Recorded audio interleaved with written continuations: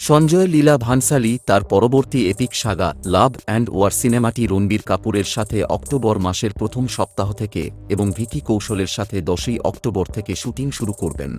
আলিয়া ভাট বর্তমানে যশরাজ ফিল্মসের আলফা ছবির শুটিংয়ে ব্যস্ত রয়েছেন। তিনি তার বর্তমান প্রজেক্টের শুটিং শেষ করার পর চলতি বছরের ডিসেম্বরের শেষের দিক অথবা পরের বছরের জানুয়ারি মাসের প্রথম দিক থেকে লাভ অ্যান্ড ওয়ার ছবির শুটিং শুরু করবেন।